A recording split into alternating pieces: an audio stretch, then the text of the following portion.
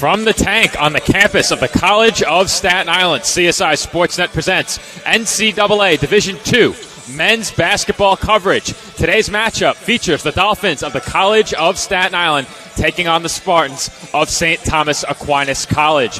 Good afternoon, everybody. My name is Joe Foreman, alongside my broadcast partner, Nick Durst. And Nick, the Dolphins are right in the middle of the playoff chase in the East Coast Conference. A win could go a very long way towards solidifying a playoff spot, but they have a very tough task ahead of them against a very good Spartans team. Dolphins coming off a big win against Mercy College earlier in the week, but the St. Thomas Aquinas College team that they are playing today have really been stacking up the wins, 18-3 on the season, 9-0 in the ECC. If the Dolphins could get a win here, this is going to go a long way for their postseason hopes. No doubt about that. And last time we saw this Dolphins team in action, it was on Wednesday night. The Dolphins trailed by as many as 15 points. They came all the way back and defeated Mercy College by 15. A huge win for the Dolphins, avoiding a season sweep at the hands of the Mavericks. Yeah, they needed that win, and in that game, Messiah Mallory was huge, Joe. Once again, a tremendous performance by him. 25 points, 13 rebounds, and 2 blocks and 2 steals. And also highlighted in that game, Jordan McAllister, 15 points, 2 assists. J.J. Chestnut, 12 points, 5 assists. And Chris Velasquez, 10 points and 2 steals. So that's 4 players in double digits in that game. And for the season, the Dolphins actually are 5 players, Joe, averaging in double digits. Some highlights here. Mallory, 16.3 points per game, 9.2 rebounds, 2.7 assists, 2.5 blocks. McAllister, 14.9 points per game and 5.4 rebounds per game. Bryce Waterman, 14.3 points per game. Luis Armas, 12.5 points per game. And J.J. Chestnut, 10.1 points per game and 5.7 assists per game. And it's going to be crucial for them to be successful here tonight or this afternoon if they want to win against St. Thomas Aquinas College Spartans, who are led by James Patterson, who's averaging 15.3 points per game and 7.3 rebounds, and Devontae Jamison, 13.7 points per game, and Jamal Barnes, who has 12 points per game on the season. Well, as you mentioned there, Nick, a lot of scoring for both of these teams entering today's game. The Dolphins typically this year have had the advantage in terms of shooting efficiency over most of their opponents. That is not the case entering today's game. The Spartans come in shooting 44% from the field, 40% from beyond the arc. Last time these two teams faced off earlier this season, Stack scored a season-low 62 points against the Dolphins. Defense for CSI will be paramount in today's game. Yeah, absolutely, and we got a few seconds left here, so just want to highlight something for Coach Tibbs. He's very proud of some of his players. J.J. Chestnut, 4.0 GPA, and Luis Armas, 3.9 GPA. So tremendous job by Coach Tibbs and his staff and their student athletes in the first semester of the school year. Getting it done on the court and off the court, these CSI Dolphins. Can they take care of business today against a very strong Stack Spartans team? We will see, as on the other side of this short break, we will have tip-off between CSI and St. Thomas Aquinas College. However, we will first have a moment of silence in remembrance of Bugari Sissoko Abu, a former member of the CSI men's soccer team who tragically lost his life 1 year ago. So this wraps up the McDonald's pregame show on a bit of a solemn note. As you can see on your screen, members of the men's soccer team headed down to center court now, joining men's basketball around the Dolphin logo at center court. And in just a few moments, we will observe a moment of silence in memory of Bugari Sissoko. Abu lost his life 1 year ago. So we will step aside, take a quick break. We'll stay right here as they have the moment of silence. Our public address announcer, Andrew Rotundo, will take it from here. Welcome to the tank on the campus of the College of Staten Island for the first game of our NCAA Division II basketball doubleheader. Our first game features the Spartans of St. Thomas Aquinas College taking on your CSI Dolphins. Ladies and gentlemen, before the introduction of today's starting lineups, we would like to take a moment to remember former CSI Dolphin Bugari Sissoko. Bugari, known by his teammates as Abu, tragically lost his life 1 year ago. At this time, the men's basketball team is joined on the court by the members of the CSI men's soccer team as we observe a moment of silence in Abu's memory.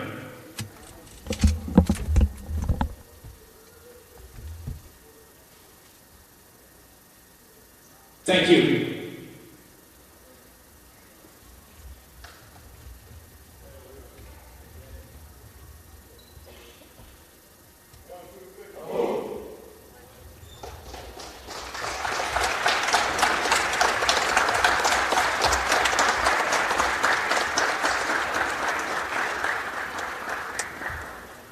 Ladies and gentlemen, if you would please rise and remove your caps for the playing of the national anthem.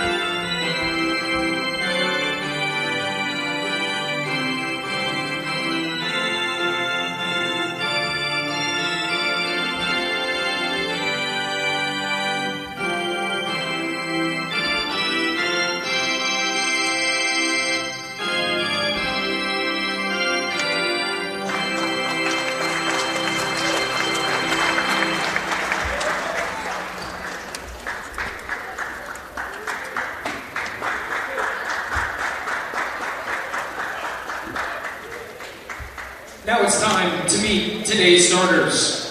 First for the visiting Spartans of St. Thomas Aquinas College.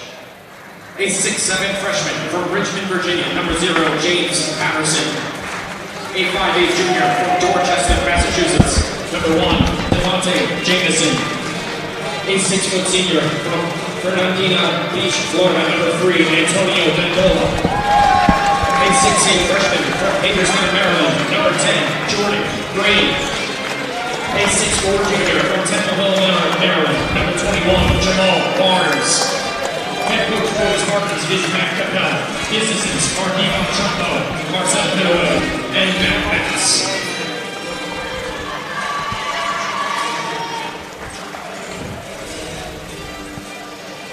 And we are back from the tank. Joe Foreman rejoining you alongside Nick Durst on the call of today's NCAA Division II men's basketball matchup between the College of Staten Island Dolphins and St. Thomas Aquinas College. Big game for the Dolphins. The Spartans looking to remain unbeaten against the ECC. Starters being introduced out on the floor. And Nick, you have those starting lineups for both teams. First for the Spartans, in numerical order, the starting five. Number 0, the freshman guard, James Patterson. Number 1, the redshirt junior guard, Devontae Jameson.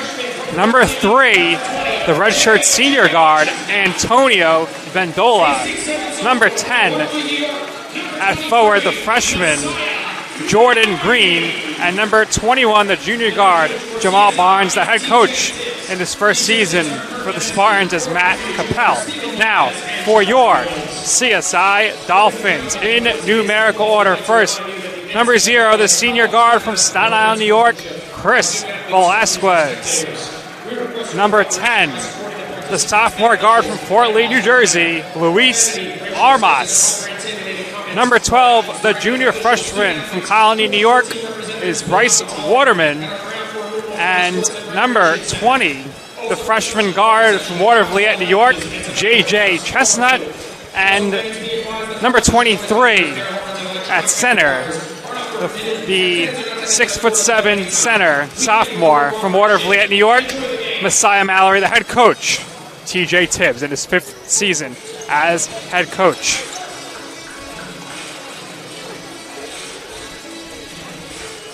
Dolphins come over to the commentary desk to greet us ahead of tip-off. A notable omission from the Dolphins starting lineup today. Jordan McAllister, he is in street clothes on the Dolphins bench, will not be available for today's game. So that's a big loss for the Dolphins at the offensive end of the floor, about 15 points per game worth of scoring. And I mentioned during our last broadcast, the Dolphins have really shortened their rotation a bit. 6 players playing the bulk of the minutes, perhaps an opportunity for some of the CSI bench here today. Spartans possess it first. 14 on the shot clock. On the outside, that was Barnes. He swung it over to Jamison. Ball now on the outside with Vendola. Vendola finds Jamison. His shot too strong off back iron. Ball loose and rebounded by Mallory. Great job there by Velasquez to poke that away. Spartans almost had the rebound, but it comes out to Mallory. As I mentioned during McDonald's pregame, these two teams didn't shoot it very well last time they met. Season-low scoring effort for the Spartans as the Dolphins commit an early turnover. But, Nick, this stacked team has scored over 100 points already 4 times this year. Well, what can we say? Stack is stacked offensively. A lot of good players, a lot of big-time scorers, and they do have a lot of good size on their roster. They shoot it well from the outside, around 40%. Several players averaging double figures as the Dolphins do a nice job defending the baseline there. Jamison was forced to throw it off Mallory, 12 to shoot. So as you mentioned, Dolphins bench a little short here. I would have to imagine that off the bench today, David Shkolny is going to play a large factor when it comes to the reserves. Recently, Armas has been the 6th man. McAllister has been starting. As that one is reeled in on the perimeter by Vendola. 6 to shoot. He takes it to the basket and lays it in for the game's first points. Tremendous move there to the basket, and he's able to lay it up and in. Vendola with the first points of the game. Strong move there by Vendola to open the scoring as the Dolphins turn it over yet again. Jamison hands it off to Vendola. He looks to drive. Finds an open Patterson, and he buries the mid-range shot. Patterson, the team leading scorer, averages 15.3 points per game. Chestnut trapped, gets it to Velasquez. Pass up ahead was tipped, but Armas tracks it down. Chestnut out to Mallory. Velasquez, corner 3. No good. Tipped out by Mallory and rebounded by Velasquez. Waterman, wide open. It rattles out, and that's rebounded by Patterson. That shot there was about halfway down, but just enough off Waterman. Vendola fakes in the corner, looks to drive, drops it off inside, and gave it away. Chestnut surveys the floor and hands off, or not, keeps it. Thought he might hand off to Armas. Instead, he finds an open Mallory for the first Dolphin points. Good luck there by Chestnut to feed it inside to his high school teammate, Messiah Mallory, as they're reunited here at CSI, and they've been a winning formula this season for the Dolphins. You can see the chemistry out on the floor between Chestnut and Mallory. They've cultivated that all season long as the Dolphins have a steal. Chance to get even or take the lead 3 minutes into the first half. Waterman, deep 3. Halfway down and out. You got to wonder a little how much that face mask impairs Waterman's shooting. Usually a deadly three-point shooter in his career here with the Dolphins. The Dolphins turn it over again now. Speaking of Waterman shooting, earlier in the month at Franklin Pierce, he was approaching the Dolphins' record for made threes in a game. Had 8. The documented record is 9. That was set by Austin Mick against Hunter College several years back. That was done right here in the tank, I believe. Were you on the call for that game, Nick? I remember being a part of that. I don't know if I was engineering, but he had 30 points in that game. A ton of three-pointers. That was a huge game for Mick.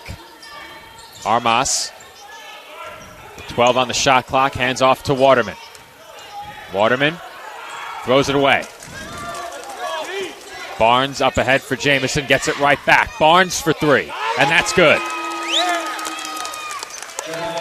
Barnes there, wide open, takes the shot and nails it. Dolphins facing full court pressure early from the Spartans, who will also make a quick substitution in the game's opening minutes. Expect the 5 Dolphins on the court right now to get the bulk of the minutes in this game. Kyle Jones into the game for Stack as once again Spartans knock the ball away and out of bounds. Dolphins have 4 seconds to get across the timeline.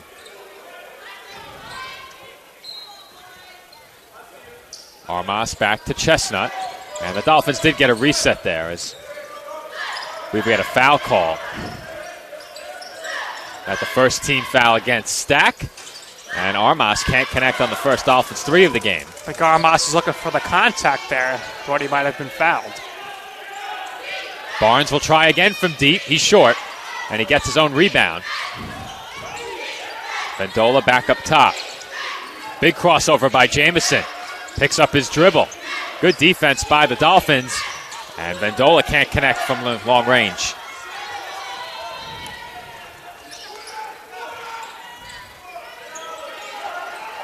Mallory. Out to Waterman. Way off. And that was off of the fingertips of Armas. Waterman 0 for 3 early on here with the 3-pointers. The Dolphins want to win. He's going to have to start dropping those threes. I believe in the last game, he was only 2 for 8 from 3-point range against Mercer. So with our first media timeout of this first half, we'll step aside and take a quick break. Our score, Stack 7, Staten Island 2. Just under 5 minutes gone by in the first half.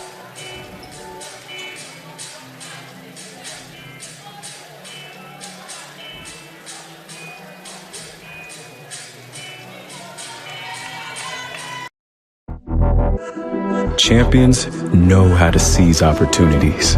When they see moments of greatness unfold right before their eyes, they push as hard as they possibly can, and then they push harder. Because the heart of a champion never settles, never quits, and never stops giving its all. We are champions.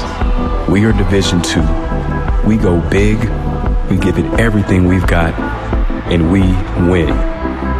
On the field, on our campuses, in our communities, for our causes, in our careers. We rise to become champions in everything we do. We are Division II, and there are no limits here. We make our time count. We set our own path. We become champions on our terms. It's time to up your game, because we're here to play and learn. But most importantly, we're here to discover ourselves. Our vision, our heart, our drive to achieve every goal we aim for, because we want to be champions at the highest level, life. At Division II, the opportunities are here. Are you ready?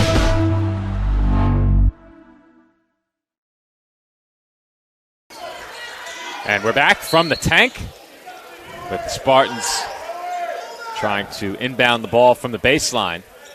Just over 15 minutes to play in half number 1. 18 on the shot clock for Stack here. Luis Verskis into the game for the first time. He was in ahead of that media timeout. I missed him coming onto the floor. As that three-pointer is up and good.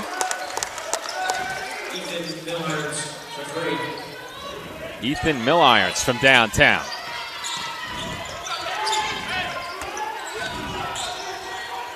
Waterman in the corner, left open.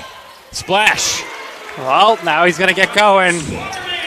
Eventually, if Bryce puts up the volume of shots he's been doing, he's going to make them fall. Well, Bryce has been left open on more than one occasion as I had to clip that last shot. Luis Rizquez with the answer right there on the big three-pointer for Stack.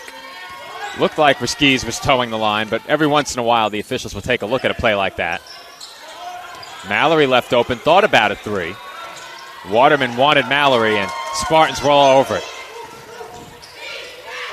Drop-off pass, and drawing the foul was Kyle Jones.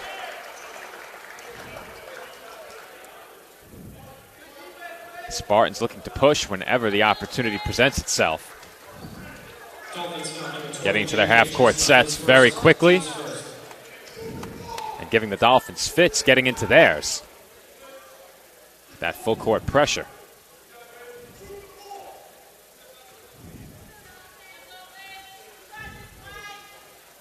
Sounded like Coach Tibbs was telling Messiah Mallory to shoot the ball, perhaps wanted to try that three from the top of the arc. We've seen Mallory sparingly shoot the three this season. Not sure how confident he is at that, but when he does shoot it, he's got a pretty solid percentage from long range. He's been efficient from downtown this year. First man off the Dolphins bench is Adefela Fakarode. Jones goes 2 for 2 from the line.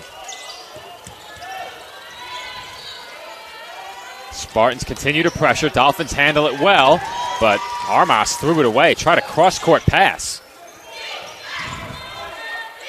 Deep three by Milirons, no good. Here comes Chestnut. He uses the Mallory screen. Good defense there by Jones. Unfazed by the screen. Waterman back to the basket. Had it poked away. Waterman for Mallory. He tries a three. Too strong. And a foul is called underneath against Milirons. Well, Mallory there taking his coaching and shoots the three. And it turns into a missed shot, but a foul, and the Dolphins will inbound. Those shots are the kinds of shots the Dolphins will need in this game to keep up with the Spartans. And Chestnut's too strong from the corner. Shkolny in the game now as Waterman sets to the bench. Milirons short. Rebound tipped. And a foul is called underneath against the Spartans. Ethan Milirons right now trying to strike while the iron is hot. Many three-pointers early on here. He did make his first one, but the last two were misses. Bryce Waterman had already attempted 4 threes. He's 1 of 4. Milirons now 1 of 3 from beyond the arc. 20 to shoot. Shkolny left his feet and threw it away. And that will prompt a timeout by TJ Tibbs. Dolphins trail by 9. Nearly 7 minutes gone by in the first half. When we come back, 13:05 to play in half number 1. Spartans lead CSI 14-5.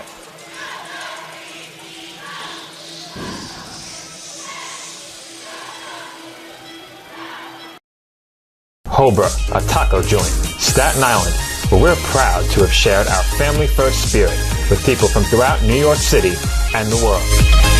With indoor dining available both at the bar and on the floor. Or step outside for additional seating and an outdoor bar. Serving beer that's crisp, ice cold, and worthy of a day at the beach. Cocktails that explode with flavor. And great food made with the freshest and healthiest ingredients available. Events feature food and drink specials. Live music. And the best of Staten Island nightlife. Your CSI Student ID saves you 10% on your dining order at Hobra.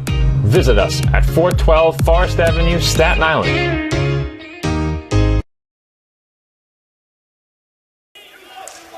And we're back from the tank. Dolphins trail by 9. About 12 and a half minutes to go in the first half. You didn't miss anything. That pass to Riskies was tipped, and he was swarmed by Dolphins, ultimately drawing the foul.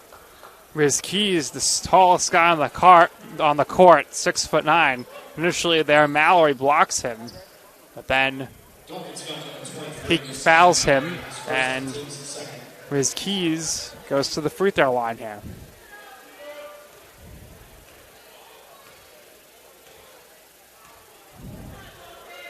Bit surprised. They determined that was in the act of shooting. Well, he was initially blocked, and then it didn't seem like he was really going up for the shot when he was fouled. His feet were certainly on the floor. To be fair, he took a lot of contact. A barrage of arms swiping at the ball. Certainly a foul, no doubt about it. But like you said, I wasn't sure I saw the shooting motion. Shkolny nearly committed another turnover. Dolphins already have 6 of those.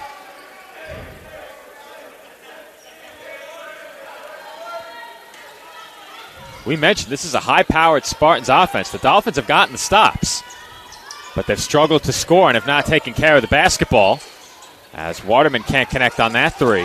Right now, the difference, Joe, is that the Dolphins' three-pointers are not falling. They're getting a lot of good looks, but 7 misses so far. The Dolphins, 1 of 8 from downtown, and they now trail by 13. Shkolny was fouled. And we will head to a media timeout inside of 12 minutes to play in the first half. So once again, we'll take a quick break. Dolphins trail 18-5. Being a champion takes more than talent, more than the perfect pass, more than using your head. Being a champion takes the spirit to always push harder, the ability to overcome any hurdle, and the fire to be the best. Welcome to Division 2, where the pursuit is yours to create. And the question isn't, can you do it? It's, will you?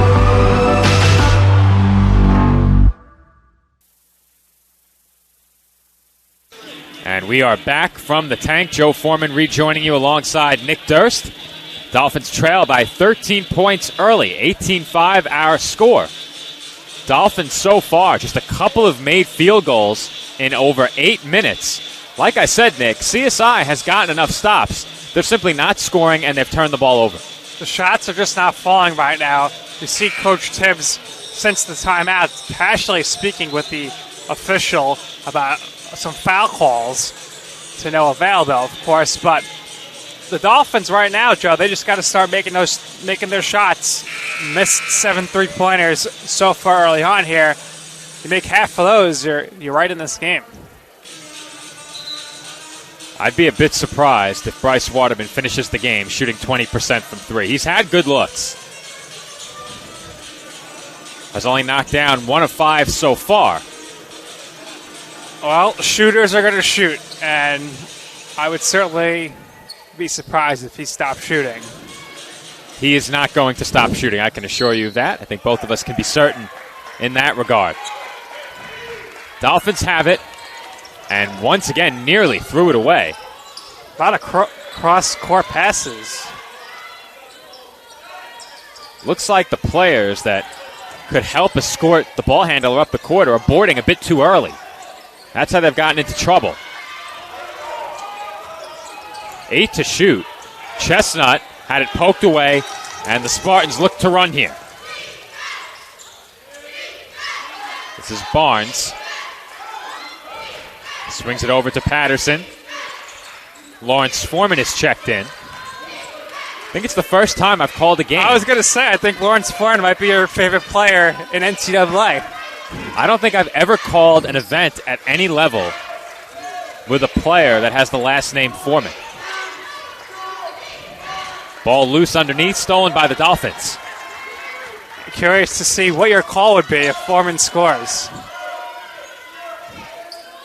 Chestnut for Mallory. Open jumper is good. Mallory right in Foreman's face there. Knocks down that shot. A much-needed shot to go in there for the Dolphins. You could see Foreman was respecting the roll by Mallory. And instead, Mallory saw the space and knocked down the mid-range jumper. Dolphins will need a lot more where that came from, but an easy 2 nonetheless. As that three-pointer by Vendola is good. Antonio Vendola, every time he shoots here, seems like they're going in with ease. This Spartans team clearly one where if you give their players any space to shoot it, they will put the shot up. And Mallory was fouled. Not seeing too many crisp passes right now, Joe. Everything's kind of up there for grabs, and Stack are getting their hands all over them. Chris Velasquez and Luis Armas into the game. They replace Shkolny and Fakarode. So now the starting 5 for the Dolphins back out on the court.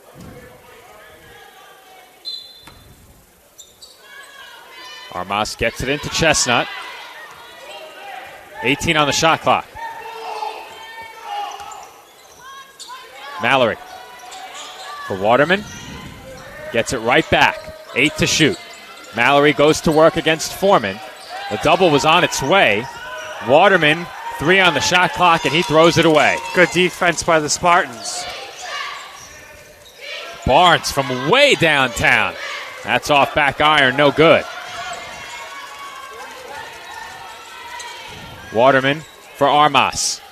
He tries the 3 and is off the mark. Chestnut with the rebound. Armas back out to Chestnut. Now Waterman again for 3. No good.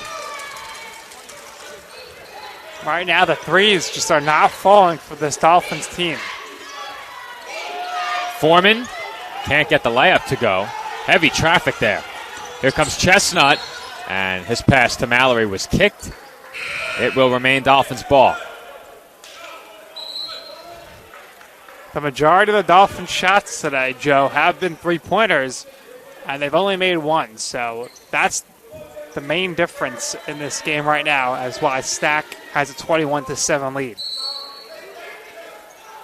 Foreman out for the Spartans. Jordan Green back in, as it looks like there was some jawing going on between Mallory, Waterman, and Vendola. The official getting right on that. Armas off the inbound pass. Dolphins have 22 to shoot. Mallory working against Green. Finds Armas. Chestnut for Velasquez. 10 on the shot clock. Mallory for 3. And he buries it. Dolphins needed that. And remember before, Coach Tibbs was yelling at Mallory to shoot the 3. And he certainly has listened that he makes it. Tough shot there on the fadeaway by Patterson. He couldn't get it to go. The Dolphins look to push. Velasquez to the basket. Layup off the mark. And that shot was definitely affected by Green. And CSI was last to touch it.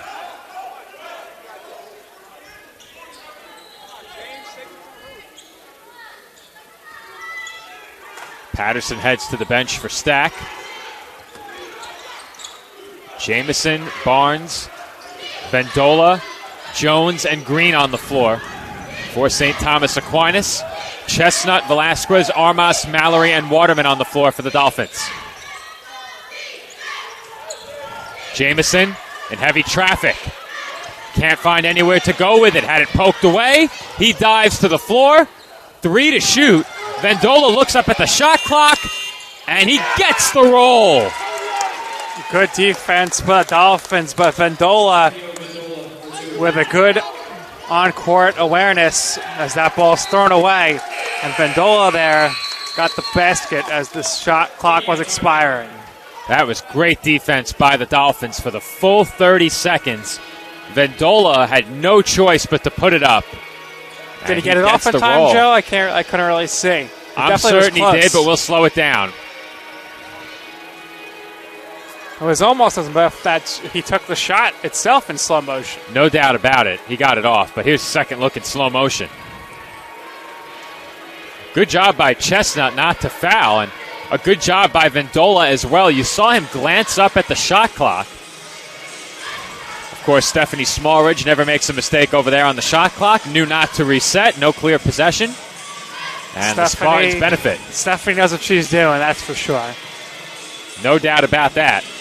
We have a great scorers table today. Yeah, Pat Fleming, Stephanie, who we mentioned, the man, the myth, the Steve over there, Andrew Rotunda, Louis Matrone, sporting a new hat today, and Nick Pavona. That's right, he's got a new hat. Though, Nick, if Andrew hears that, he'll be upset. Did you say Andrew Rotunda or Rotundo? Rotundo. Okay, I thought you said Rotunda. He would have been very upset. Like at Citi Field, the Rotunda? Exactly. Growing up, Andrew informed me he was repeatedly called Rotunda. I'm not sure how you read his last name and get Rotunda, but a lot of people manage to do it. Rotundo. Yes. Of course, on camera today, Pat Gilorenzo. Patty Two Cams. That nickname was given to him by himself. Self-given, with only one camera. Self-asserting nickname. 7.5 minutes to play in the first half as the Dolphins commit a foul. The deficit is 13 points.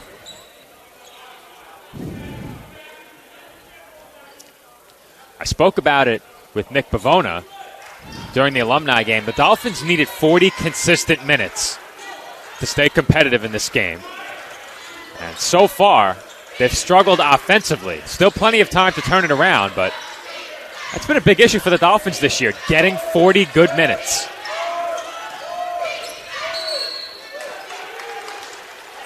Moving screen is the call.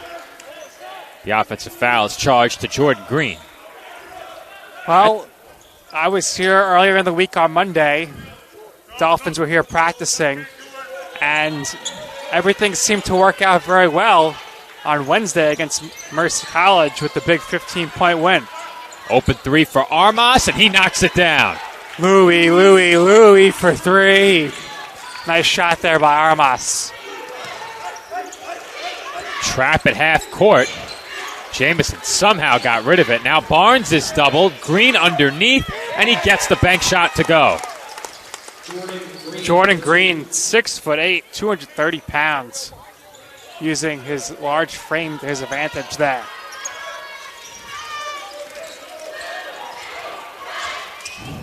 Armas on the wing.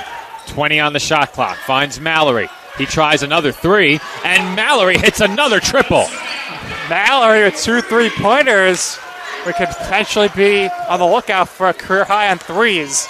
Obviously, Coach Tibbs unlocked something in him with their little talk earlier about shooting a three. He took those words to heart earlier in the game as Jamal Barnes answers at the other end.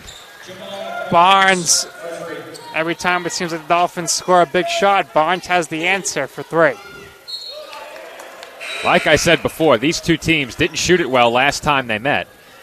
Spartans at only 30% from downtown right now, 3 of 10. Officially, that becomes 4 of 11 with that last make. 10 of 21 from the field. The Dolphins, after a miserable start, are at about 35% from the field and are 4 of 13 from downtown. And Waterman turns it over. That's 10 giveaways by the Dolphins in this first half.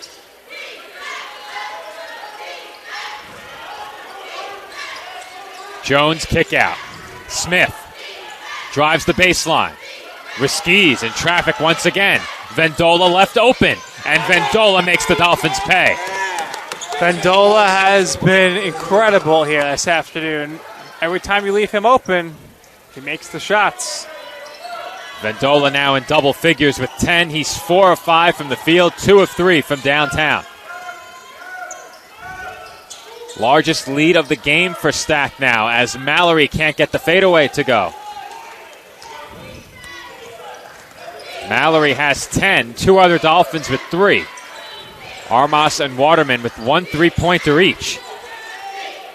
Mallory with the rest of the Dolphins' points. Brian Gomez getting set to make his season debut here at home. Gomez has gotten into a couple of games since rejoining the Dolphins, has not played here at the Tank. And he's getting ready to check in. Well, you mentioned it. Shortened bench here this afternoon for the Dolphins. And not too many guard options, so Gomez will get some minutes here to end the first half. 4 Dolphin bench players, Fakarode, Vargas, Shkolny, and Gomez. Tough shot on the run is good. Kyle Pulliam.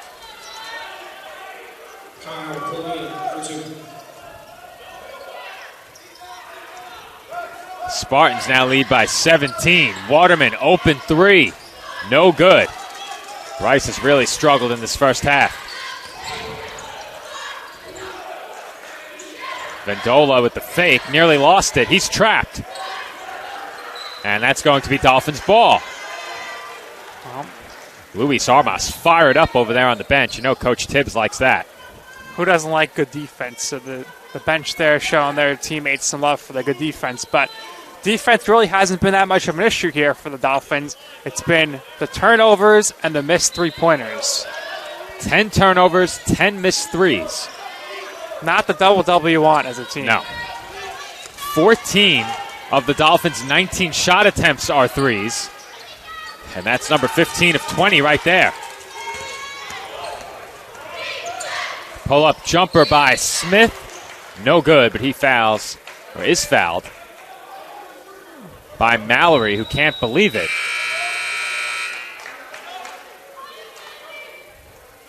Mallory in shock as we will head to a break for our final media timeout of the half.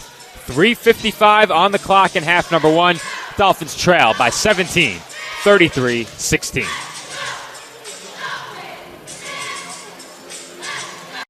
For me, just kind of was the glue that kept my family together. I feel like I don't know what it was that drew me in, but after I started playing for a while and started seeing some early success as a little kid, to see how much it meant to my parents to see me play the game and try to make a difference was really what fueled me to keep playing and stay competitive. Being a triple major is not necessarily easy, but at the same time it is what you make it. Being a tighter-knit university, I have a lot of classes with the same professors, so they know me pretty well. I think it's that personal relationship that really helped me to thrive as a student. I was able to come here and get my triple major, as well as play a super high level of baseball against some of the best players in the country. There's a lot of options here in Division II with a lot of great ball players and a lot of great people, and they make sure that they give you every opportunity to succeed on and off the field.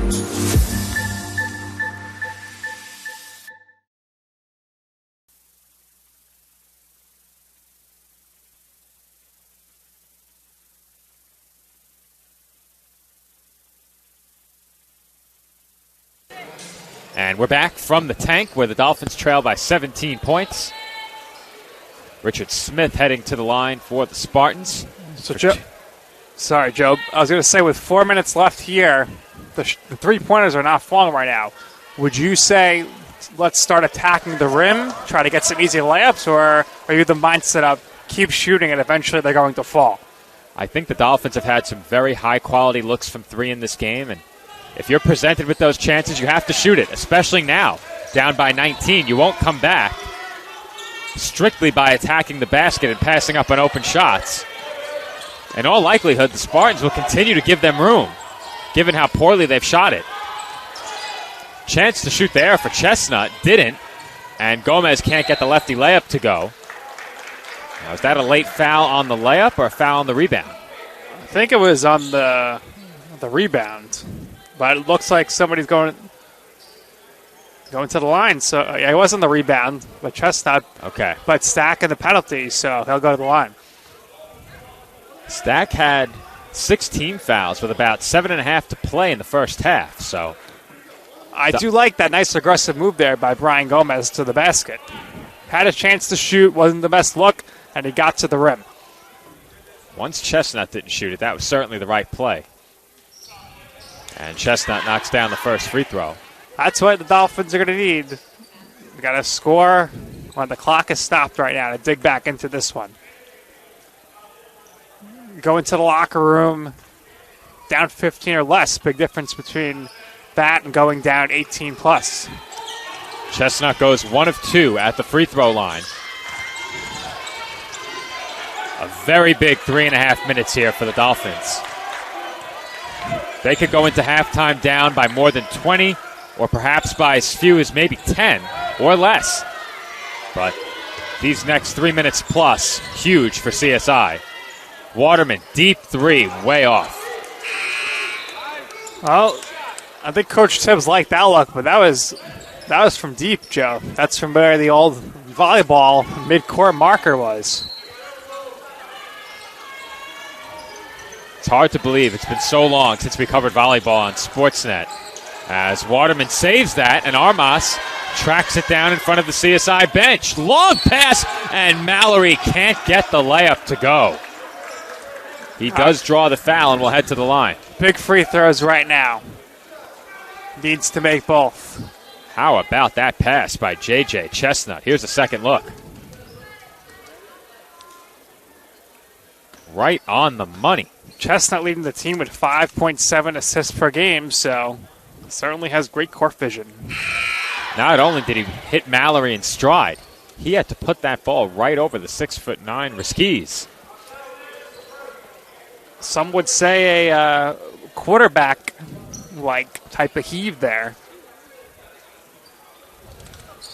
Mallory 1 of 2 from the line. 3 minutes to play in the first half.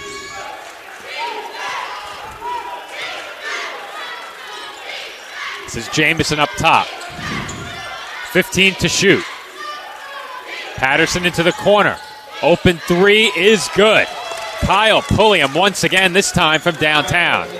Kyle keeps pulling up, and Pulliam is knocking him down. He had the big two before, and now that big three. Mallory into the corner. Armas open. Air ball. Too strong. Dolphins down by 20. That pass stolen by Mallory. He's had a very nice first half. Velasquez, runner in the lane is good.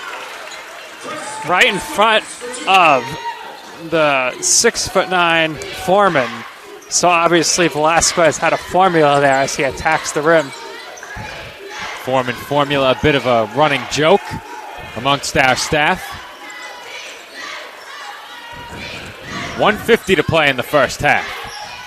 And Patterson does not get the roll. Foreman had the rebound, lost it, and Patterson gets the second try to go. James Patterson for two. And the 30-second timeout has been called by the Spartans. Coach Use it or Tibbs lose it. arguing that timeout cannot be called when the Dolphins have the ball. And I think Tibbs was teed up, perhaps. We'll see. Now, we'll take a look and see exactly when the timeout was granted. We'll have to wind this back a bit. Here's a look at everything that transpired. This is the full sequence.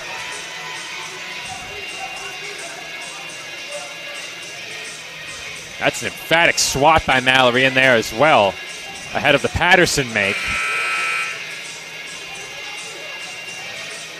The Dolphins were in the process of inbounding the ball. The ball may have been on its way in. You can see Coach Tibbs very upset, and then he's out of the view of our camera. I'm not sure if he was assessed a technical or He not. wasn't. I don't believe He was so. not. I saw the official going to the shoulders, but they huddled, so no technical. Just over 90 seconds to play in the first half. Dolphins trailing by 20. Waterman will try again. No good. Rebound by Foreman. Corner three by Barnes is good. Barnes looking back at Tibbs after that shot. Barnes with no hesitation from the corner. If you give this stack team any breathing room, they'll put the shot up as Velasquez draws a foul. Dolphins down by 23. It's imperative here for the Dolphins to make all their free throws. So far, 1 for 2 trips to the line. I said it before, Nick, with 3.5 minutes to play. Dolphins could either go into halftime down around 10 or perhaps by 20 or more. And it looks like it's going to be 20 or more. If you are Coach Matt Capel for the Spartans, you have to be extremely pleased with the performance your team is putting up here this afternoon. The lone blemish on the Spartan stat line is 9 turnovers. Everything else has gone well. They've shot 50% from downtown, 52% from the field. They've forced 10 turnovers. The rebounding battle is close. Slight advantage to the Dolphins as that floater is good. James Patterson for two.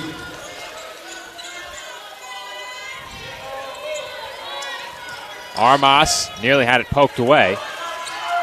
Fakarode looks to drive baseline. Instead gives it up. 18 on the shot clock. Armas into the corner. Fakarode fakes. Fakarode drives, kicks out. Waterman, another three. Air ball. And this Spartans defense is giving the Dolphins all sorts of problems. Well, Waterman right now, 1 for 10. Not ideal. If he would have just made, let's say, 3 more of those, big difference in the score.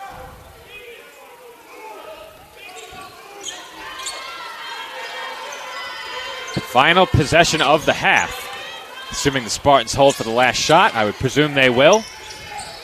Big 24-point lead for Stack. 5 seconds remaining. Jamison for Barnes, and he nearly got it to go as that rolls off the rim to bring the first half to a close. Our score at halftime, Stack 45, CSI 21. Nick joined on the court by CSI head coach TJ Tibbs after this short break.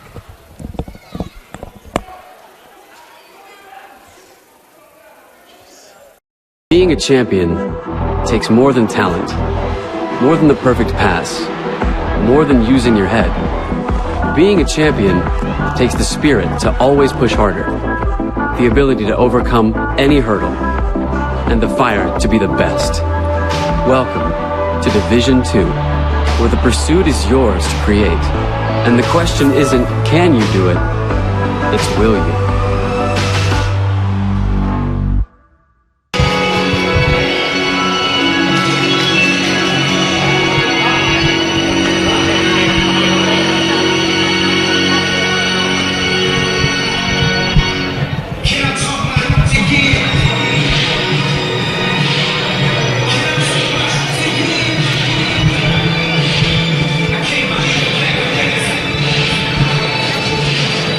We are back from the tank where Nick is joined on the court by CSI men's basketball head coach TJ Tibbs for the TLC Physical Therapy halftime report.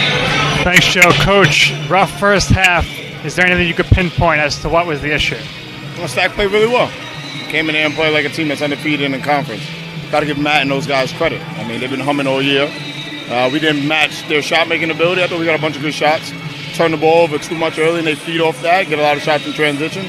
And their guys are their guys, and they made shots. I think that's the difference. They got 45 points in the first half. So if you give up 45 in the first half of the basketball game, you shouldn't expect to be in the game, but we're going to figure that out. All right, on a positive note here, I know for you, winning is really important, but above all, you want to see your players graduate here, come out with degrees. Your team did really well academically here. J.J. Chestnut, 4.0. Luis Armas, 3.9. When you see those grades, how does that make you feel? That's everything. I mean, we're building a true program again. We already had a great program as a Division III team. We're building a different type of program, but still on the same foundational values as our Division III program. So to have 6 guys on the Dean's List, 11 guys over 3.1, have a 3.12 GPA overall, honestly, we weren't satisfied. Well, we're trying to get 3.3 and above as everybody. So we all got to pick it up. Even the 4.0s got to pick it up. Have another 4.0 semester. Justin Ziris, another guy who had a 4.0. But I'm extremely proud of them. They're doing the work on and off the court. And people come and see the games, but they don't see the work that they're putting in behind the scenes. So I'm glad that you brought that up because that's something I'm extremely proud of. We're going to be graduating 3 guys in the spring. Graduating some guys next fall early and going to grad school. We have a guy in med school from last year. I could go on and on, about our academic achievements. But right now we got to figure out how to come down for 24. So 3.1 don't mean nothing right now. All right, Coach. Best of luck in the second half. Joe, back to you. All right, thank you, Nick. That is our TLC Physical Therapy halftime report. Nick joined on the court by CSI men's basketball head coach TJ Tibbs. When we come back, the second half of today's NCAA Division II men's basketball matchup, Spartans lead the Dolphins 45-21 at the half.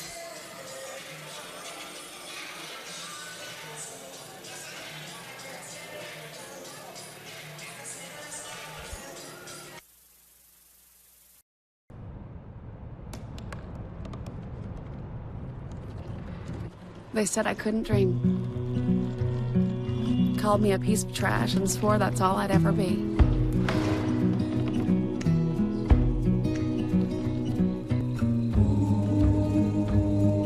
Said a bottle couldn't see the ocean.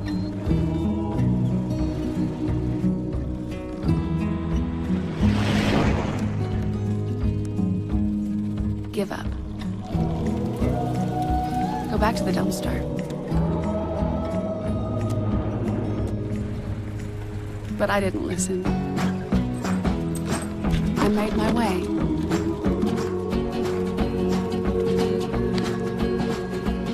And now, I am what I've always wanted to be.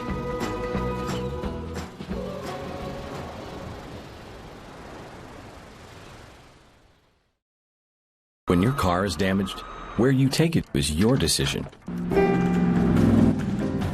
but insurance companies would like you to think otherwise. While they may have a lot of pull, it may not always be in the best interest of your car. Your car will be fixed right and on time. What insurance company can argue with that? Call Dependable Auto Body at 718-447-4898.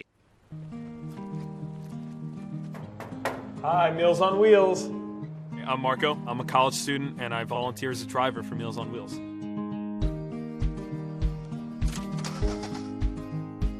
I think it's awesome meeting these people. I mean, they're so interesting. They've had so many wonderful experiences in life. Your community helps to raise you up into the person that you become. Meals on Wheels is a great way to give back to that community.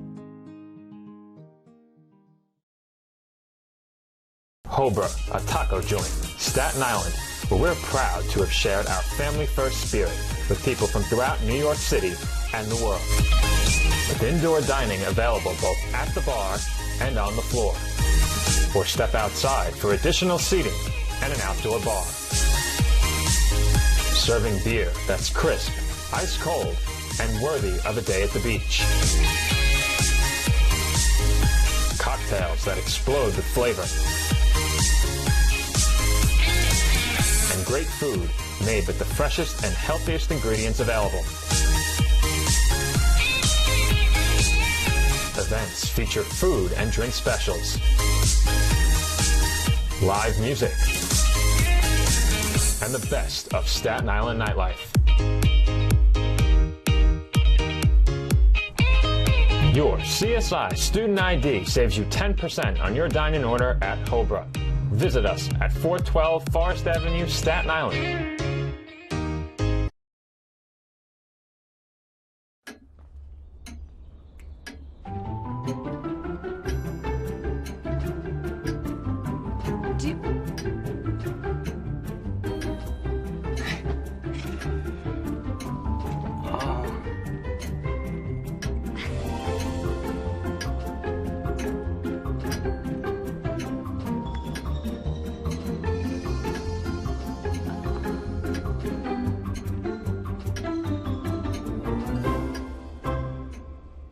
Listen, you're my friend. I noticed you haven't really been yourself recently.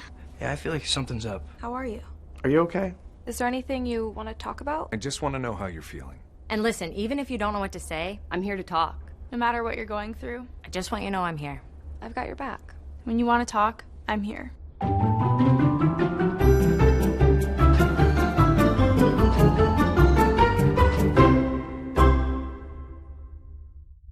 The Kettle Black on Staten Island, a top 5 wing joint in America by Food and Wine magazine. Serving daily lunch and dinner at the bar or on the floor. Perfect for family and group parties with top shelf drink and delicious food. From great times with good friends. Live sports and watch parties. To Staten Island's hottest nightlife. The Kettle Black features live music and DJs weekly. The Kettle Black features daily and nightly food and drink specials. The best Staten Island has to offer is at the Kettle Black. We'll see you there at the Kettle Black, located on 415 Forest Avenue, Staten Island. And we are back from the tank. Joe Foreman alongside Nick Durst on the call this afternoon for this matchup between the College of Staten Island and St. Thomas Aquinas College. It was all Spartans in half number one. They lead it by 24. Our score heading into the second half, 45-21 in favor of Stack. They look to make it a 10-0 start in conference play. So far, it's looking like that is how things will play out. Dolphins down 24 here, but as you mentioned in the first half, the Dolphins are certainly a second-half team. We've seen them make a lot of games close. 30-point swing in the game on Wednesday. They trail by 24 at the start of half number two. CSI will possess it first. The Spartans will once again trap. Mallory has it, gained a step on his man, kicks out to an open Armas. No good from three. If the Dolphins want to get back in this game, they're going to have to start making three-pointers. Dolphins are now 4 of 20 from three-point range. As we have another early foul. It goes against the Spartans. First team foul, just 22 seconds into the second half.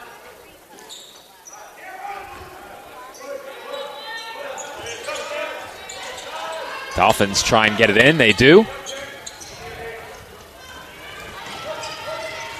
Mallory lays it in.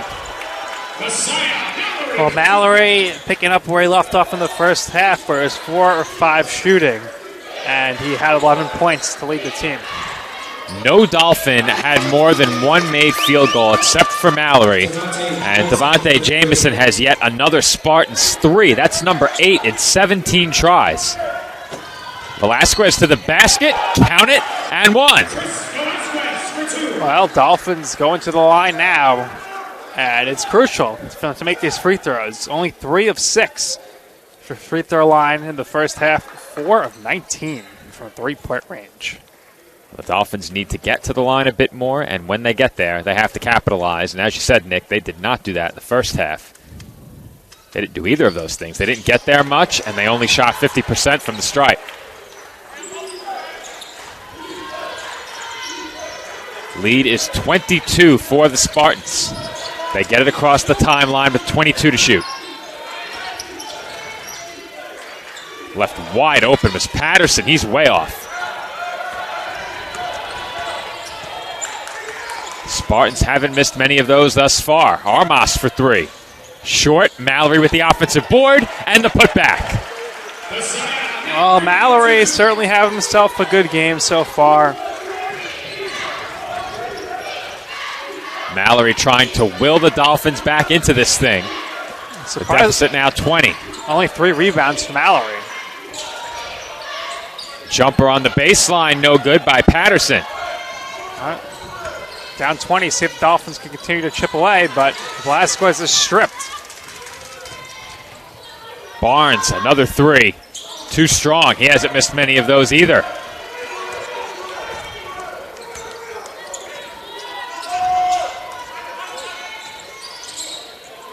Chestnut slipped and lost the ball. Jameson rejected by Mallory, but Green throws it down. Mean Jordan Green there gets the rebound and slams it home. Another pass picked off here. Things getting a bit sloppy these last 2 possessions, and the Dolphins commit a foul. 10 turnovers for the Dolphins in the first half. Dolphins are off to a nice start. And then commit a couple of turnovers, and that shifts things quickly.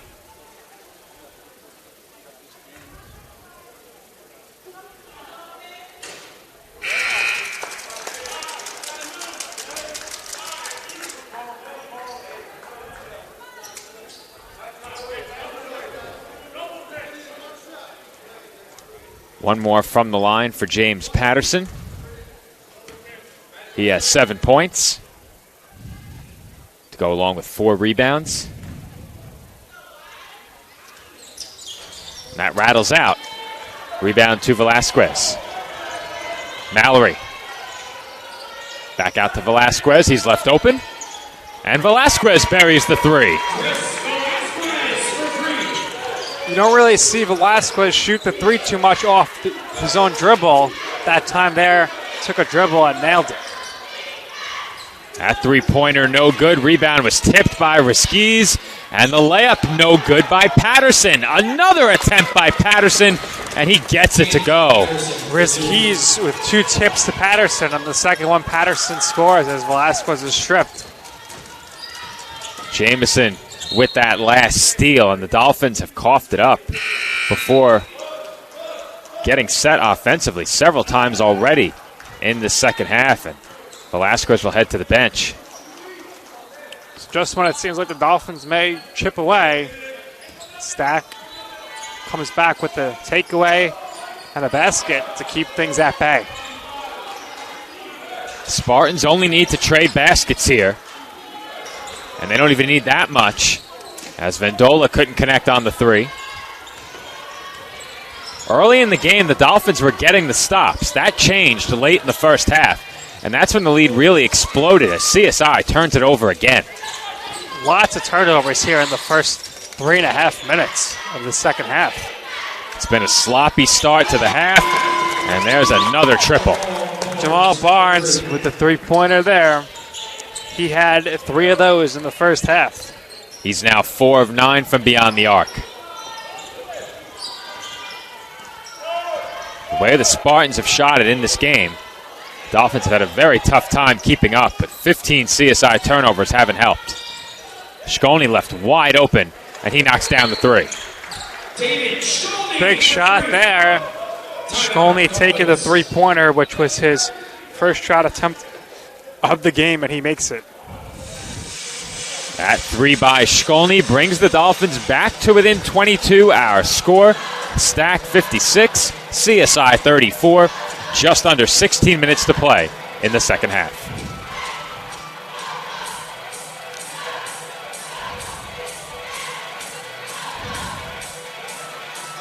Car is damaged, where you take it is your decision.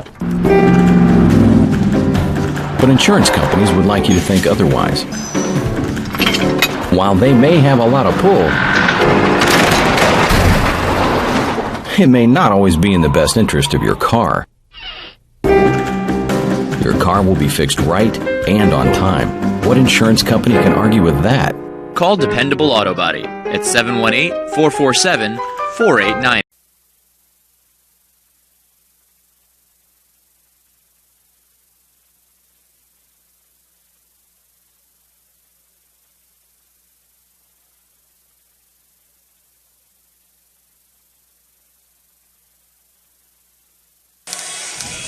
$15:59 on the clock in the second half, and the Dolphins trail by 22. CSI has not shot the ball well in this game, just 36%. 33 field goal attempts, 23 of those three-pointers, and they've only connected on 6 of those. That tells much of the story. The 15 turnovers tell the rest. Must clean up the turnovers and must start making the three-pointers if the Dolphins want to get back into this game. Still plenty of time. We've seen this Dolphins team always plays until the final buzzer. You can count on that. And Barnes once again left open. That rattles out. And Stack has the rebound. Barnes thought about another three. Instead, they find an open Vendola. He's short, and the tip-in is good. I thought we might have actually potentially gotten a goaltending call there, but I guess it cleared the cylinder on the putback. They gave him a 3 for that. So they're saying it wasn't tipped. Oh, that was definitely tipped. I thought so. Mallory gets the mid-range shot to go, and we'll get a second look at it next time we have a stoppage. I thought for sure that was tipped. Mallory continues to shoot the ball very well ever since Coach Tibbs told him to start shooting. Nice bounce pass inside, and Jamison finds Riskies for the easy 2. All right, going to need a timeout, Joe. Let's see if we can get a look at that three-pointer. We're going to, and we'll slow it down. Now, the Spartans bench had a better look at it than anyone. But we'll have to wind this back quite a bit.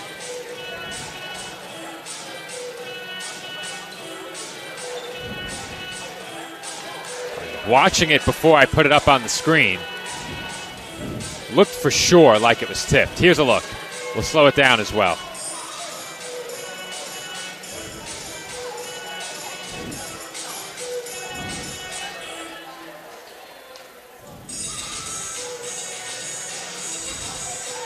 Tipped right there. No question that was tipped. Wow. Well, if it ends up being a one-point game, we know what play to look back at. I'm double checking right now, looking at the scoreboard. They certainly gave that a 3 initially. They might have changed it. Well, let's I think take they did. a look at the official stats. Let's see the play-by-play. Play-by-play. See if Lewis Matrone was all over it. I can't even find the last made 3, so So was it corrected? I didn't see what the officials signaled. I think they did correct it. Here it is. They corrected it. No harm, no foul. They got it right. So the question is, was it ever called a 3? I doubt it, because that was pretty apparent on the replay that it was tipped. The Spartans bench tried to buy the extra point, though. No nonsense, Nino, not on the scoreboard today. Velasquez off the mark on that shot. Deficit stands where it did at halftime, 24 points. Barnes thought about another 3. Instead gives it up to Vendola. Kick out. Open man was Jamison, and he hits the 3.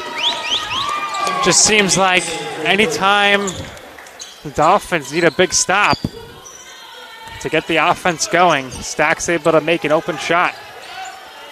Mallory. Short and rebounded by Riskies.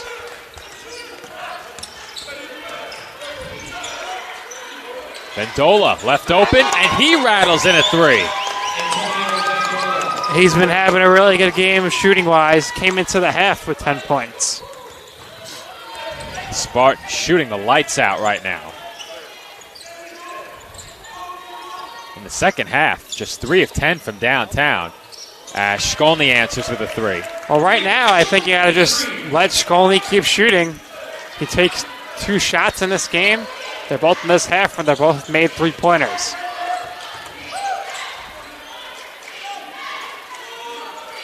If you're the Dolphins, you just need to find the hot hand. No Dolphin has really had it going from the field outside of Mallory. Velasquez is 3 of 6. Shkolny's now 2 of 2. Both of his shots are 3-pointers. So at the end of the first half, Mallory was the only Dolphin with more than 1 made field goal. Well, right now, Josh Vargas is going to make his game debut coming in for Mallory.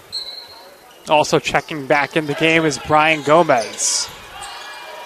If I'm not mistaken, this is the first time Mallory has come off the floor.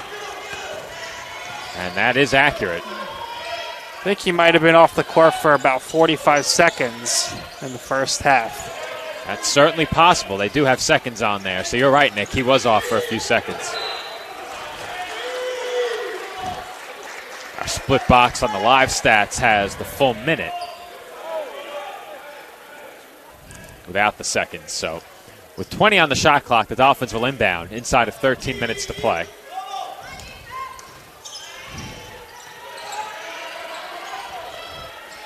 Shkolny finds Fakarode open in the corner. No good. Dolphins just cannot get those 3-pointers to fall outside of Shkolny's 2 threes. The Dolphins have been a team that has relied heavily on the 3 all season long. As Pulliam hits yet another Spartans triple, steals the inbound and draws a foul. And you know that is unacceptable to head coach TJ Tibbs. You can see the look of disgust on his face. Right now on the court, Dolphins are giving up a lot of size down low for sure. Obviously Vargas, an impact player height-wise down low, but beyond that, Dolphins go with a bit of a smaller lineup right now where you would say Shkolny is probably at the power forward position.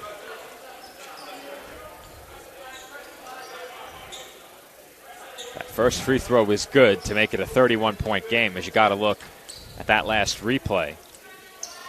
Pulliam hit the 3, charged into the paint, and took the inbound pass away from Velasquez, who wasn't facing Shkolny. Shkolny kind of tossed the ball off his hip, and Pulliam took it away before drawing the foul.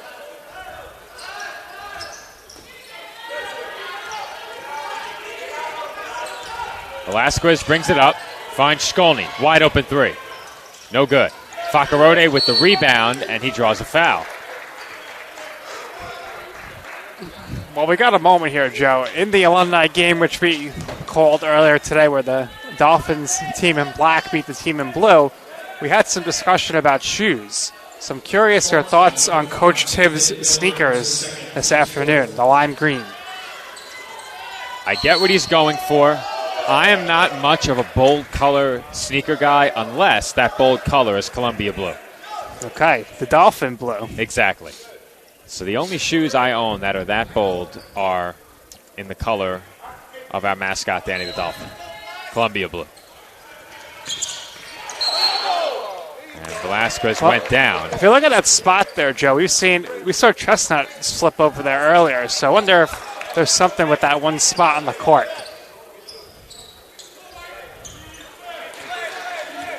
Whatever the cause, it cost the Dolphins a possession. Just over 12 minutes to play. I think it's fair to wonder right now, as the Spartans hit another three, it's fair to wonder if we'll see the Dolphins' big names again. Chestnut, Mallory, Armas, Waterman, all on the bench. Those are their top 4 scorers. 4 of the top 5 anyway. Their top 4 active scorers. And that's an offensive foul. Good defense by Velasquez to draw the charge. I think right now Coach Tiff just wants to see if anybody could generate some offense. So he looks comfortable going with the second unit for the time being at the very least. And with that, we will head to a media timeout. Dolphins trail by 35. Our score, 74-39. 11:37 on the clock in the second half.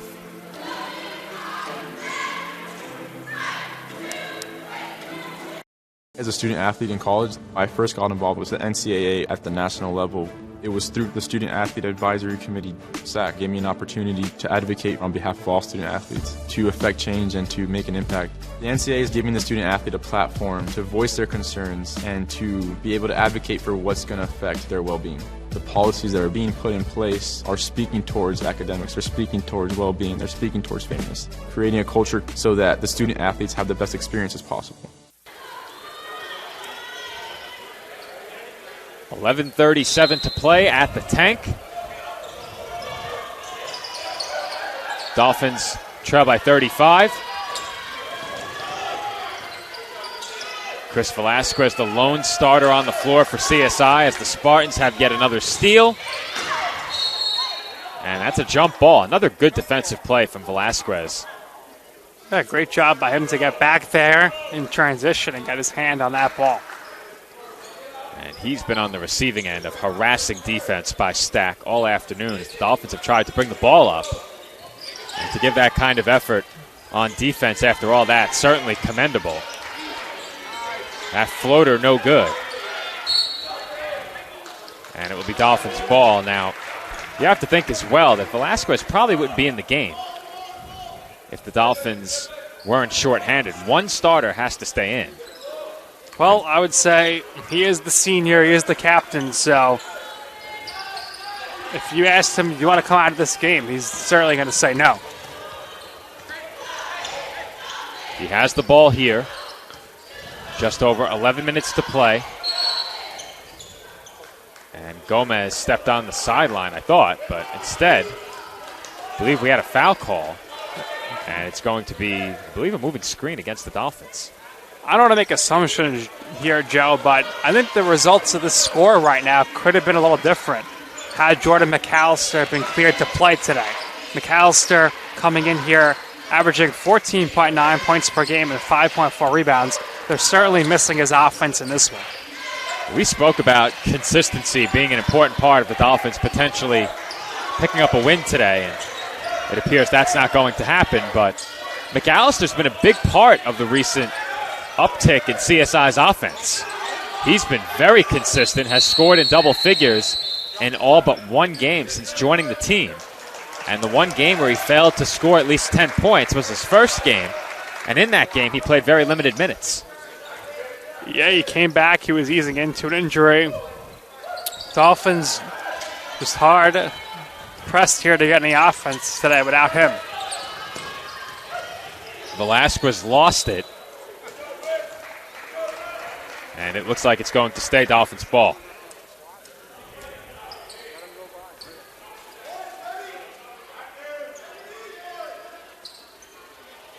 Velasquez looks and finds Shkolny. Shkolny to the basket. And a foul is called now. The That basket has to be a goal. The basket is shaking like crazy there, and that was going in if the basket didn't start shaking. And I thought the defender just knocked the basket. The defender grabbed the rim on the way up, so that's why I thought it was going to be a goaltend. Yeah. Not sure it affected the shot, but it doesn't matter. The ball's on its way up. Absolutely. And you touch the rim, that's a goaltend, but Dolphins don't get the call. Only 3.5 minutes played in the first half. Getting some heavy run here in the second. And he's played well. Corner three is good. Mill irons from downtown yet again. Just about everyone who's come into the game for Stack and has put up multiple three-pointers has shot it well. Every Spartan who has attempted more than a pair of three-pointers is shooting at least 40% from downtown. Incredible stats for Stack. Can't ask for much more than that. Now, I wasn't sure we'd see the four Dolphins seated on the bench again, but Waterman, Armas, Mallory, and Chestnut all check back in. Well, now we'll see what we really haven't seen much of, which is Vargas on the court with Mallory.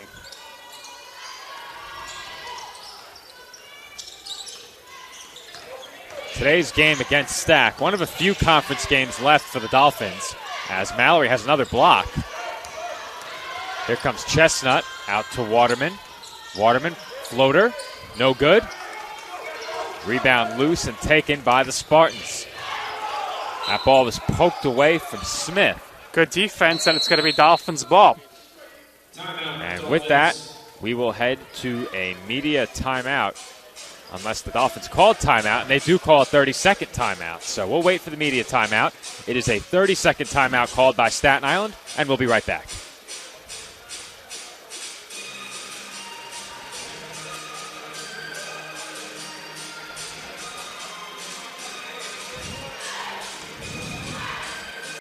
If I lose, I'll respond with respect. If I win, I'll back it up with humility. If I fail, I'll rise up with honor. It's tough for us to put it all on the line. Don't undo my hard work with poor sportsmanship. Respect.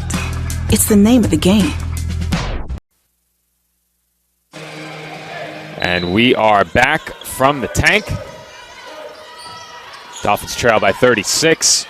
Four of CSI's starters just checked back into the game. Clear that score off of your screens as we have a whistle at the other end of the floor. We're working on some audio issues right now. So the foul there against Richard Smith, who just checked into the game. Josh Vargas will go to the line for CSI, and Spartans will bring in four new players.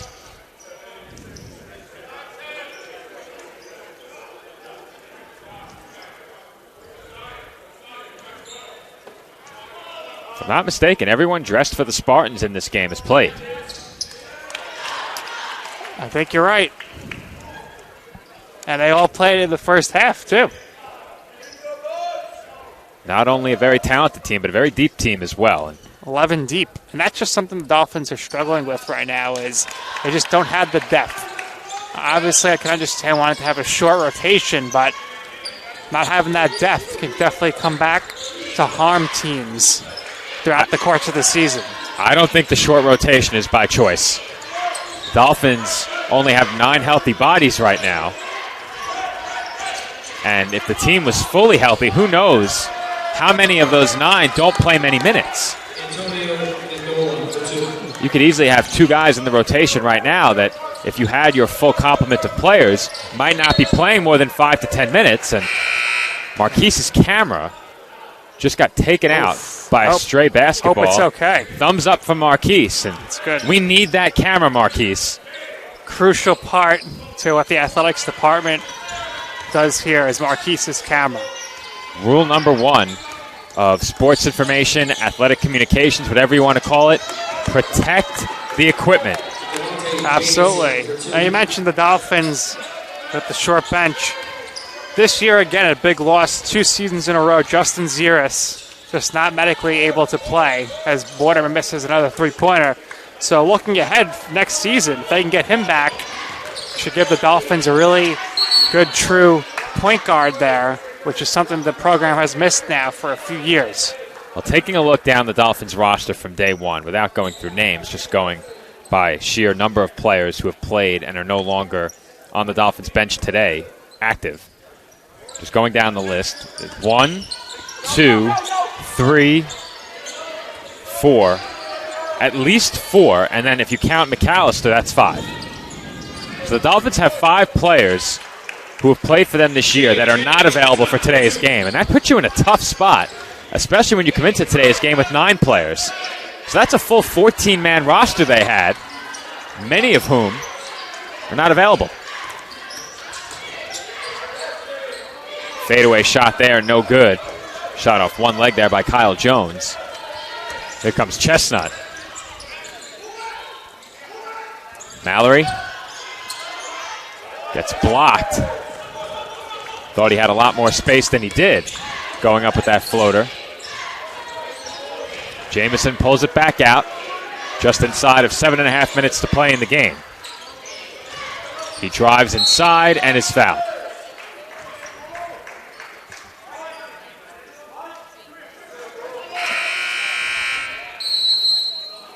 Dolphins now way down as we head to this media timeout, and then Stack will go to the free throw line. So we will now have our media timeout commercial break. 7:23 on the clock.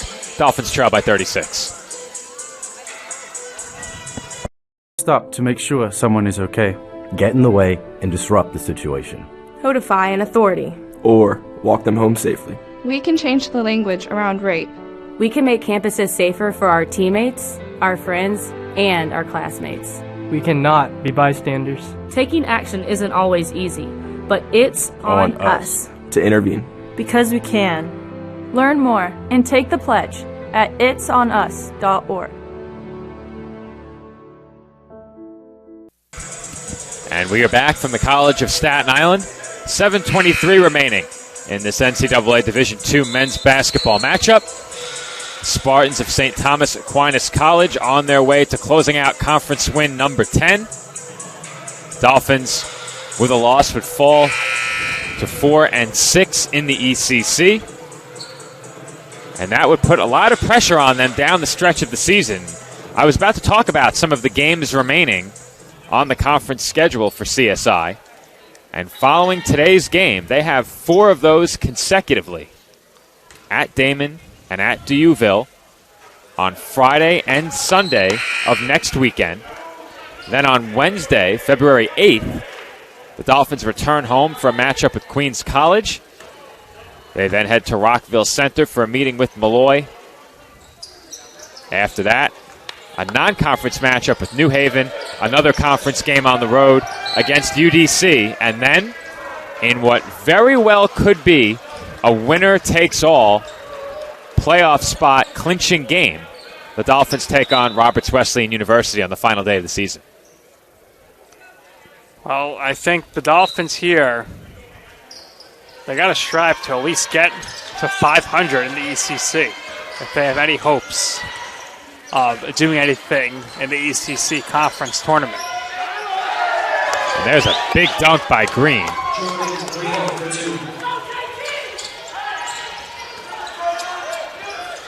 And the Dolphins turn it over yet again. This game has gotten very sloppy. We've seen the Dolphins respond to either a poor first half or a poor finish to a first half with a lot of big second halves this season. Not so today.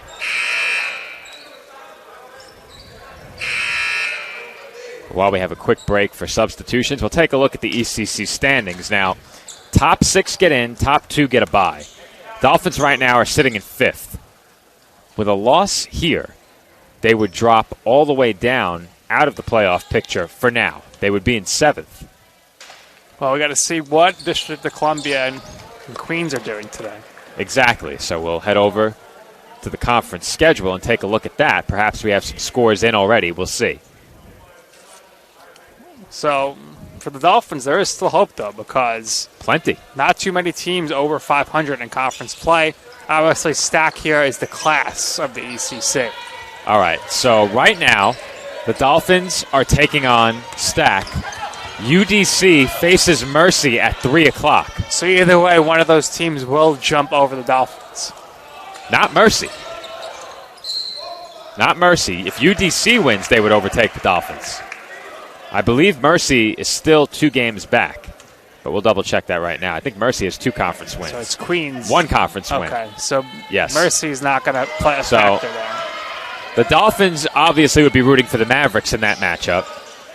The only conference win for the Mavericks is against the Dolphins, and they very nearly defeated the Dolphins the other day, on Wednesday. And Velasquez has another 3. So the Roberts-Wesleyan game could play huge because there could be a scenario where the Dolphins are playing that game. If they win that, they will get a home game in the ECC tournament. To get a home game, the Dolphins would have to finish 3 or 4. They have 1 game left against Damon, 1 game left against Roberts-Wesleyan. So those games are big. If they lose either of those games, then the Dolphins would not have the tiebreaker, if I'm not mistaken. I have to double-check what CSI did against Roberts-Wesleyan earlier this year. And I was correct. They did lose. That game was played in Rochester. So the Dolphins would have to win that last game against Damon and against Roberts-Wesleyan to have that tiebreaker. The Dolphins have also lost to Queens. Queens also is 4-5. However, the Dolphins, if they win the second meeting against UDC, would have the tiebreaker there. The Dolphins not in great position to host the game, but are certainly in the mix. Certainly in the mix. On the women's side, things are a bit more dire right now. It's all going to come down to wins for both the men's and the women's teams. And you could certainly make the case the women need a win more right now. They're currently on the outside looking in at 3-6. They're the only 3-6 team in the conference. There's only one 5-4 team in the conference for the women. That's Queens.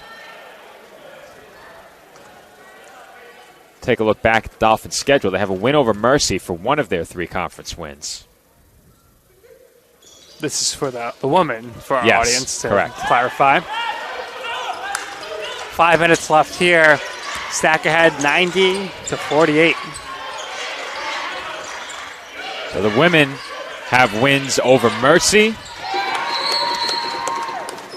over Malloy, and over Roberts-Wesleyan. So the women have a win over Mercy, the top team in the conference, and a win over the 2 bottom teams in the conference. So the Dolphins will have to at some point pick up wins over those teams in the mid-tier. Yeah, well, they're going to have to try to win today as they take on the Spartans. Spartans 15-5 on the season, 7-2 in conference, and they've won their last 4 games. So no easy task for the ladies coming up at approximately 3 p.m. Eastern time. Not at all an easy task for the CSI women.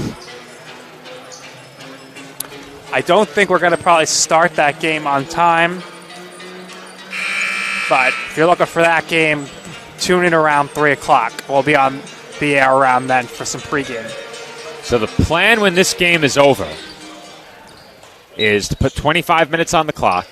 The 2 women's teams will take the court for a 25-minute warm-up.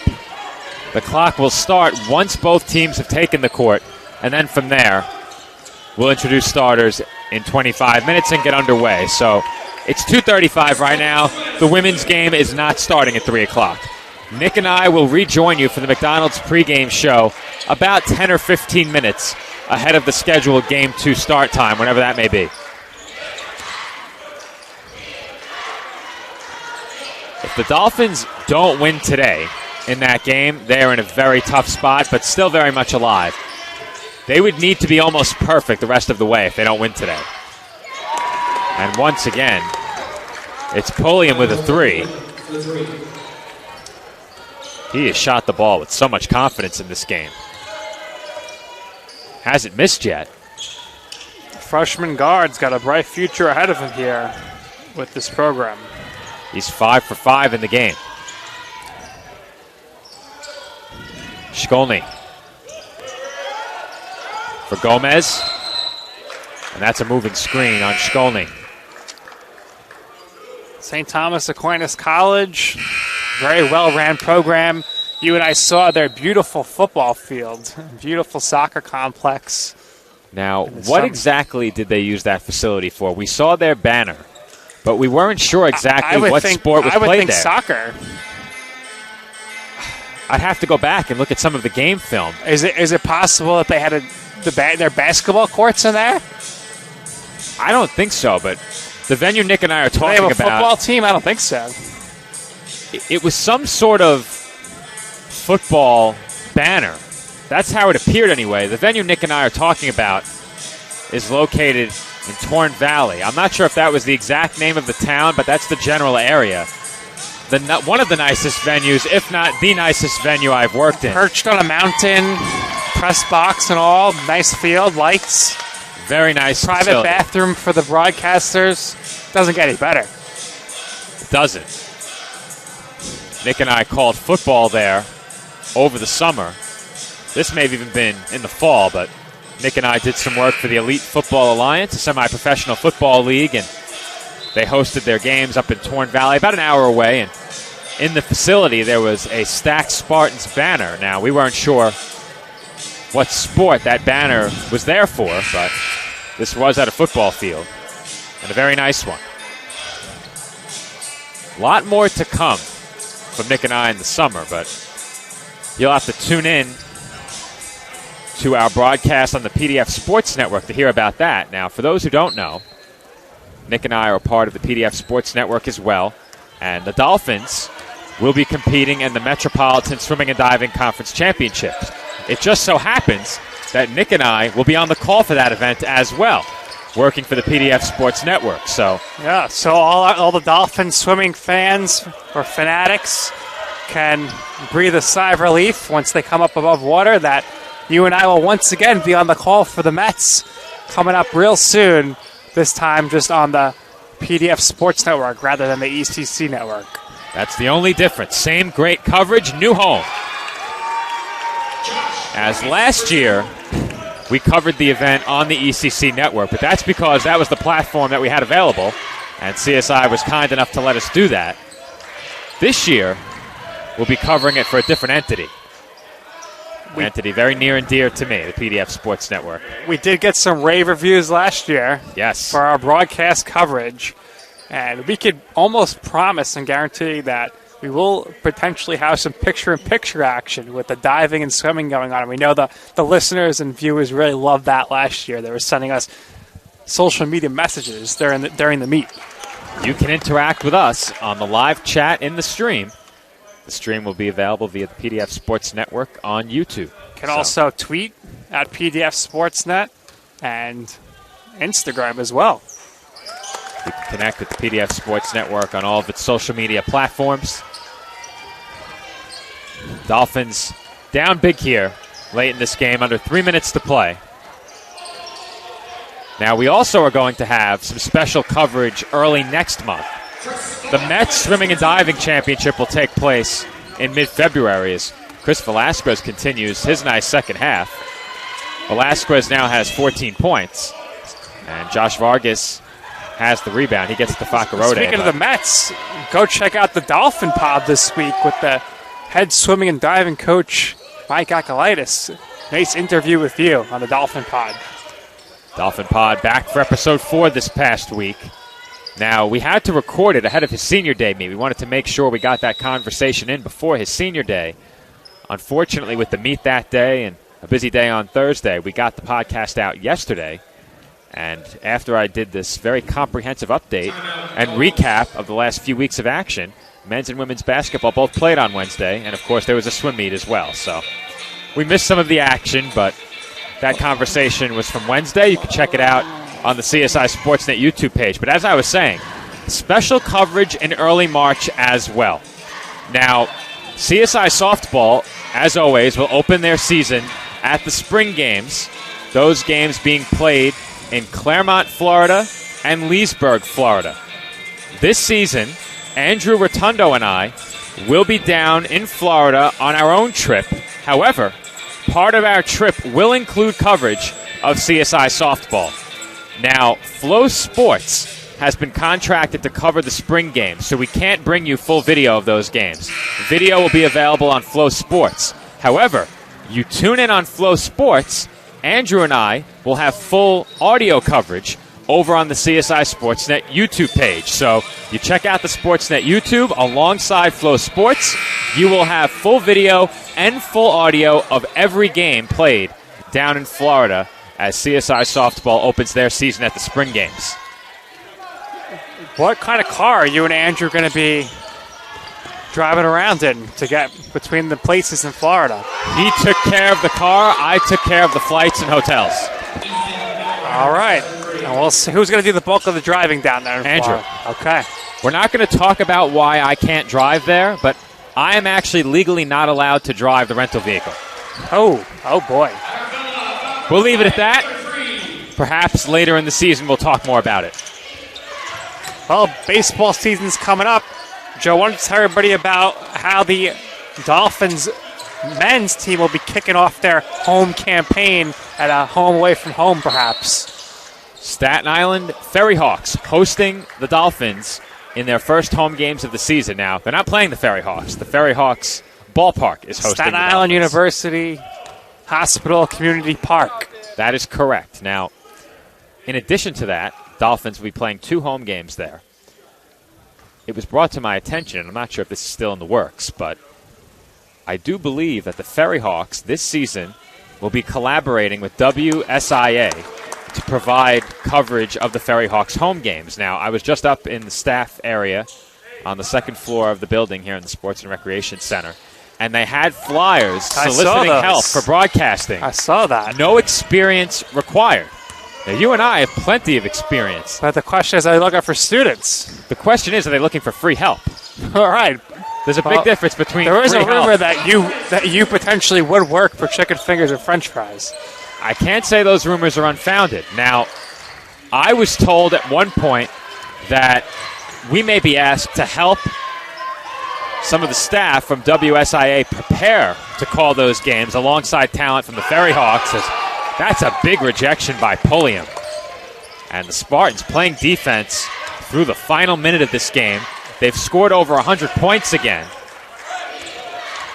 And this has been a tremendous effort from St. Thomas Aquinas. A real statement win for them. Foreman on the inside, can't get it to go. Ball loose and knocked out of bounds. Now, Joe, before we continue talking, have the Dolphins given up over 100 points this season? Because they're giving up 103 here today. Let's check it out. I feel like it should be important to let our listeners know, because last time you mentioned it, both teams really weren't high scoring when they played.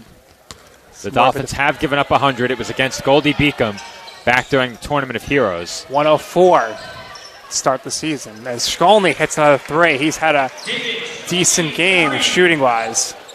That game the only one where the Dolphins have given up 100. And with the shot clock turned off, that will do it. Big win for the Spartans of St. Thomas Aquinas College over CSI, 103-62. Spartans now a perfect 10-0 in conference play, and they improved to 19-3 on the season. For the Dolphins with the loss, they will fall to 6-14. They are now 4-6 against the ECC. Several big conference games looming for this CSI squad, and of course, this isn't the result they wanted today, but you know that they're not going to enter those last few conference games with any less intensity because of it. Those games huge, and this program wants to ensure they make the playoffs in their first season of eligibility. Yeah, I think there's only 2 more home games here at the Tank, so every game that we'll be broadcasting from here on out is going to be of the utmost importance for the Dolphins to secure a victory. And you're right, Nick. For the Dolphins, just 2 home games remaining on the schedule. Wednesday, February 8th against Queens College. That game will tip off at 7:30. And then the final home game, we mentioned it already, that game could be huge against Roberts Wesleyan University. A 3 p.m. tip-off on Saturday, February 25th. That game could decide which of those 2 teams hosts a playoff game. It could also possibly decide which of those 2 teams is eliminated from the playoffs. Still a lot of moving parts in the East Coast Conference standings, but you know that game will certainly be a big one. to wrap up the season. Of course, it will also be senior night here at the Tank.